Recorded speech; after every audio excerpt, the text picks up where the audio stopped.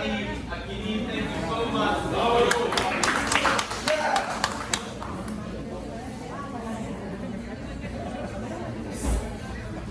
Rabotai, I would like to share with you one idea. It has to do, of course, with my daughter Hannah. My daughter Hannah, for the ones who don't know her well, I'm first going to quote the words of my dear friend Rabbi, who couldn't be here tonight, he's out of town. One day he calls me, he tells me, "Is your daughter okay?" I'm like, "Well, what happened?" It's the only patient who comes to my office with a smile from ear to ear. If she has fever, she has a cough, she has crack, everything, and she has a smile.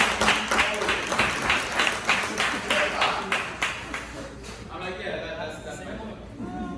She smiles. The only one who could wipe off that smile from her face occasionally is my son Rabbi.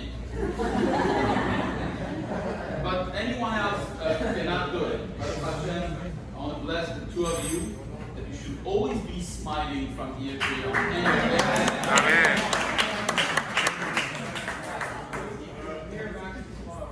6 years ago, my daughter went to a Camp Shira, Alala Shalom, Brindavan. That year she had a blast there. She came back and I said, "You're going back next year?" She said, "Absolutely not." I said, "Why not? You had a good time." She doesn't like bugs. And when you don't like bugs, and you're a little princess in Miami, in my house, and you're being spoiled by your parents, like spoiled, a lot spoiled, you can't do camp. It's a one-time experience, that's it. And the problem was the next summer, what do you do with your kid when you don't want to go to camp? It's a big problem.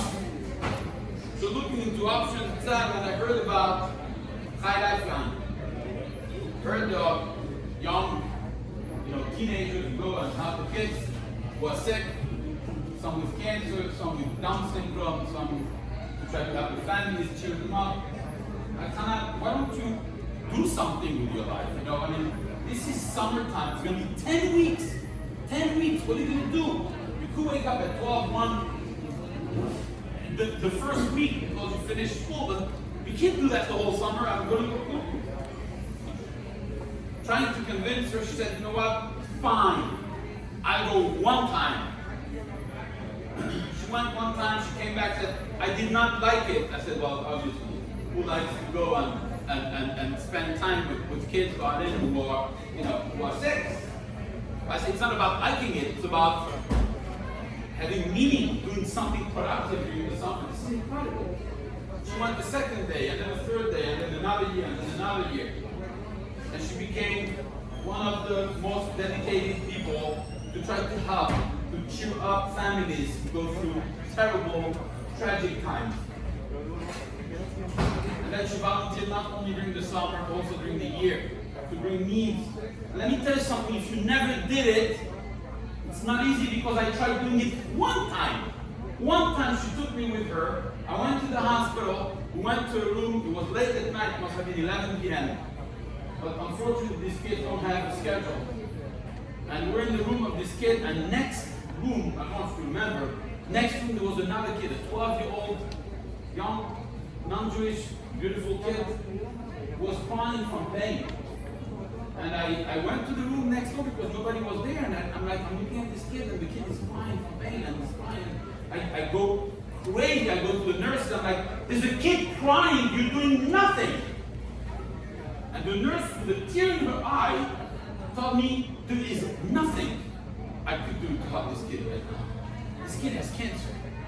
This kid has an advanced cancer. This kid is suffering." I said to my daughter, I came back to the next room and I said, "Hannah, I'm sorry, I'm going to wait for you in the car. I cannot take this." It was too hard, I just couldn't take it. I ran downstairs, I was waiting in the car for an hour, and then she came down, with a smile from ear to ear. I don't know where that smile came from after doing that. And on the way back, the whole conversation, how do we do this? How is it possible? I couldn't stand 5 minutes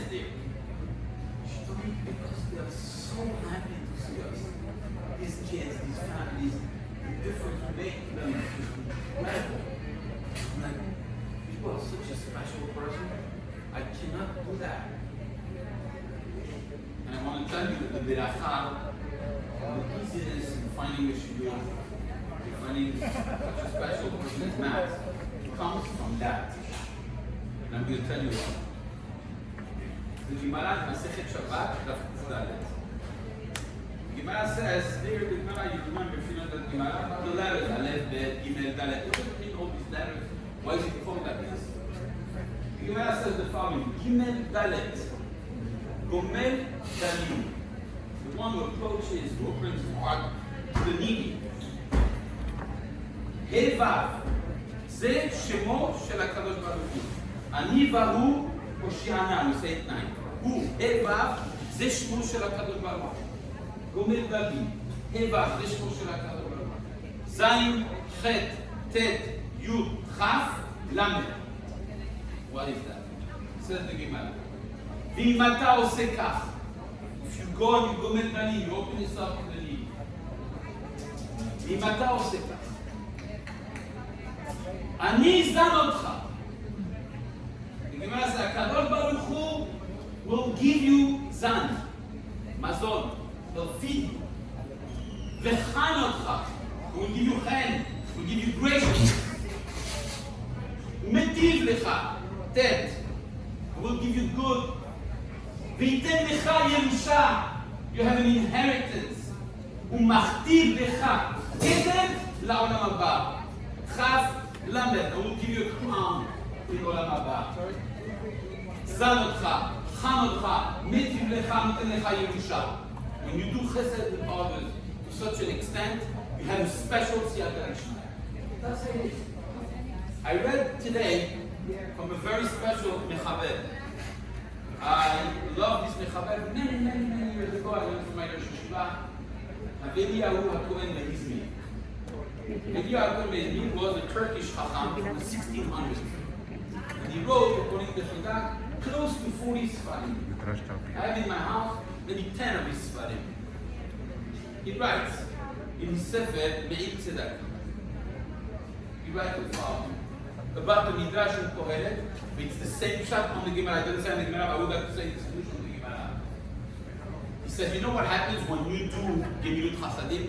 You're doing the job of HaKadosh Baruch Hu. That's what you're doing right now. Instead of him doing it because he does it, you are his shaliach. You do it for him. He says, you know, a lot of people get beracha, but there's a difference between getting beracha through a shaliach and getting beracha without the shaliach, directly from the hand of HaKadosh Baruch Hu. And when a person does chesed, he's doing the job of HaKadosh Baruch Hu.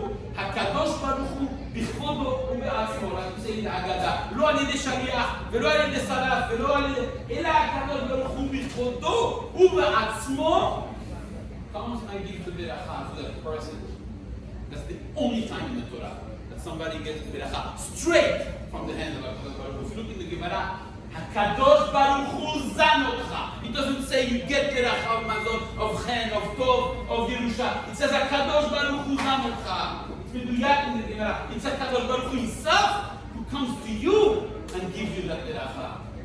When the beracha is straight from HaKadosh Baruch Hu, there's nothing on the way. It's straight. It's a beracha that is clear. And that's what we're experiencing tonight. It's a beracha that is glad, that is halak, that is clear. Because it's a beracha that comes straight from the hand of HaKadosh Baruch Hu, as the Gemara and the Midrash of Gavriel says. Now the match happens for a reason. I spoke 5 minutes before entering here to Sophie Azrak, I mentioned last night in the speech. Oh yes, he was friends with my nephew. I don't know what she told me, the whole thing. And what did she tell me about Max? Refined people in the family, classy people, Ba'ali Midot. And she said something, I said, that's it, now I understand. Whenever there are people from Panama, she told me, I know, who need needs, who need help because they're going to be in hospital, who is the first one to come and help? The Abadi family. I said, okay, that's it, I understood.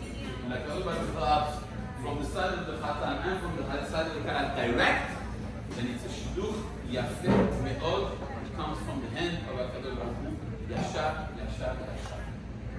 So with such a situation, you will only enjoy Berachah since it's straight from HaKadosh Baruch Hu. Amen. You know, Hashem gives Berachah. We have to go get it. Here He's showering you with Berachah right now.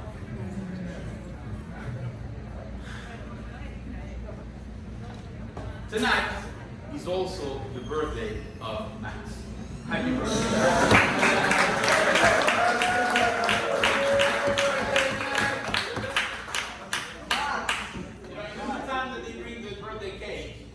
I want to tell you a little joke. And when the joke is a Torah joke, that means you've been Torah. So you don't laugh with Torah. So there was somebody who didn't wake up for Shacharit. Does it ring a bell to anyone? It was Sukkot time. It was Sukkot time. The father goes to wake up his son. The son is sleeping in the sukkah. He says to his son, Shacharit, you don't come. What's going on? So what are you talking about? I'm in the middle of doing the mitzvah of yeshiva basukkah, which is sleeping in the sukkah. Patur min ha-mitzvah, patur from waking up. He comes and he starts slapping him. Ta. What are you doing? He said, I'm mitzvah, patur min ha-sukkah. Get up and go. Rabotai, happy birthday.